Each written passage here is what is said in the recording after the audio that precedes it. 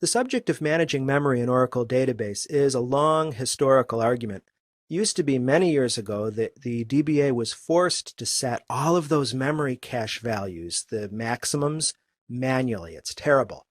Nowadays, though, fortunately, we have automatic memory management where you can set an initialization parameter and say, okay, Oracle, I'm going to give you free rein to manage memory through all of those different caches and the PGAs and the SGA. Do it yourself as you will, but don't go over this memory target.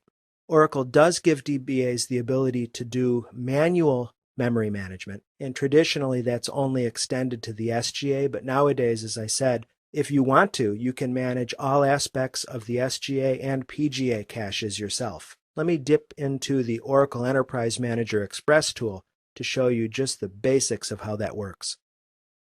We'll learn more about the administration tools in the next module.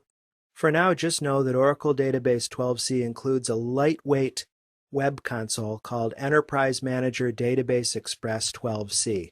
Let me log in here as the system built-in user. One thing to keep in mind, the 12c Enterprise Manager uses Adobe Flash technology, so you have to have the Adobe Flash plugin loaded in order to get this console displaying. And I'm leaving aside all political arguments with Adobe Flash. It actually makes for a much faster, prettier outlook, as you can see here. If you've used Enterprise Manager in 11G, it gave a lot of information, but in sort of a clunky way.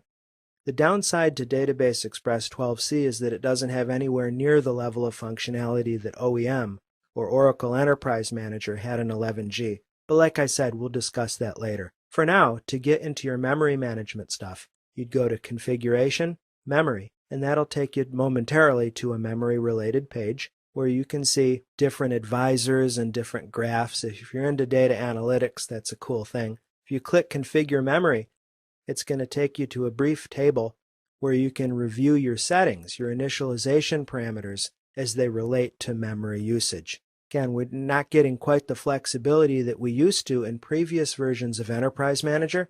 We can use other tools to set those initialization parameters if we want to.